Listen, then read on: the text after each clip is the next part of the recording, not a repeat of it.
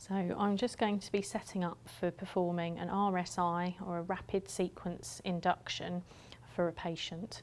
I'm going to look at, first of all, the equipment that we need to get prepared, and then I'm going to look at preparing the team and preparing the correct communication that needs to be in place for an RSI to take place. So we need some suction. Generally we'll have a Yanker sucker that's connected to wall suction. We're going to use this for any liquid or small particles that we can directly see in the mouth during direct visualisation. If the patient is conscious and awake, I'd like them to be connected to oxygen. This might be via a non-rebreathe mask, or we might need to use the bag mask valve ventilation system in order to adequately ventilate the patient and pre-oxygenate them prior to rapid sequence intubation. It's really important to pre-oxygenate a patient because during the time that you're trying to intubate, the patient will not be receiving any oxygen supply, so it's vital that the patient's pre-oxygenated. The equipment that I'll need to perform the rapid sequence induction includes drugs. I'll be using thiopentol as the solution to actually anaesthetise the patient, and I'll be looking at a muscle relaxant, in this case succinylcholine. And I've labelled both of my syringes, so if things become stressful or heated, those syringes have labels on them and I'm certain about what's in them. I'm going to need a laryngoscope. I've got 2 laryngoscopes. I need to check that the battery is working and that the light is on. And I'll also want a different size of blade on my second laryngoscope, again with a working light. I need the actual tube that I'm going to insert. Having assessed my patient, I will determine what size tube I need. In this case, a size 8.5. But I also want one tube either side of that number, a size 9 tube and a size 8 tube. I'll need a syringe in order to inflate the cuff of the tube.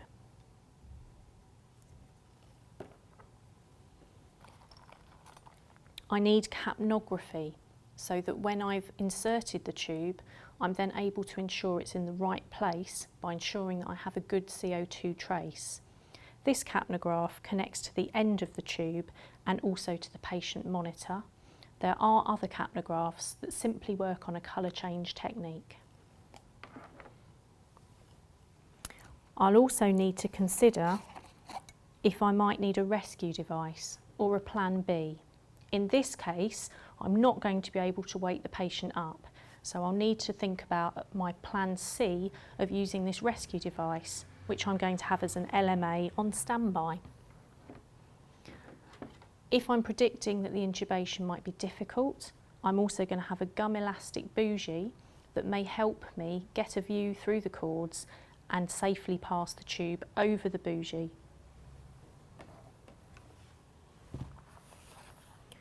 I may need some McGill's forceps. If there are any larger particles or teeth or dentures that are in the way, then I may also need to use these McGill's forceps to gently remove those under direct vision. I'm also going to need to then connect to a ventilator, so I'll be looking to have connections ready so that I'm ready to proceed to the next step. I also have a range of other airway equipment that may help me should this become difficult.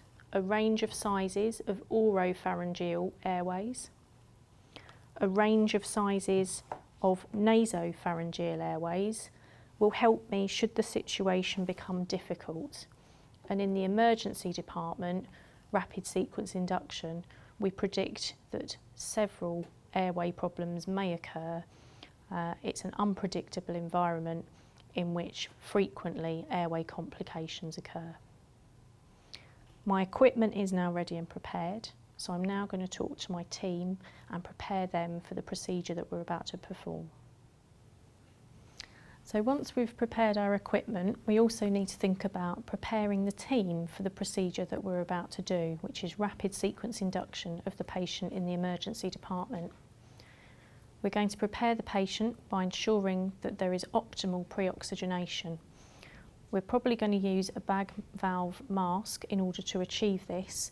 We're looking to really achieve oxygenation of SATs being above 90%, because whilst we're intubating, the patient won't be receiving any oxygen.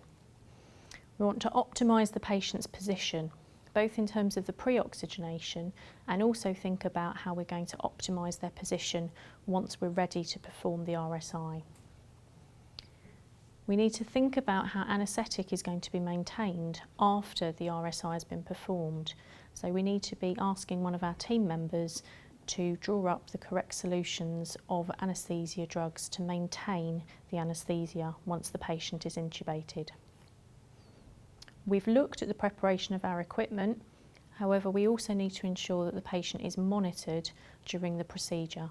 As a minimum, we would want to have a saturations of oxygen probe, a 3-lead ECG heart tracing, a blood pressure cuff and capnography. Once we've checked the equipment is ready and we've checked that we have our drugs ready, we need to prepare the team by allocating roles. We should clearly identify a team leader who will maintain the responsibility for the overall process. A first intubator should be identified, a second intubator if there is predicted to be difficulty. We need to allocate a team member to do cricoid pressure. We need to allocate a team member to pass equipment and be the intubator's assistant. And we need to allocate a team member to give drugs. In a trauma situation, there will be a minimum of 4 team members involved in performing an RSI. There may well be more if it's indicated that manual inline stabilisation is required, or if we're considering that the airway may be difficult and we're looking to use rescue airway devices.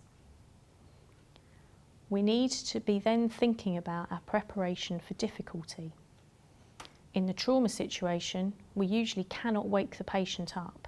So rather than proceeding to the standard plan B, we may well need to proceed to plan C. Plan A would be the rapid sequence induction.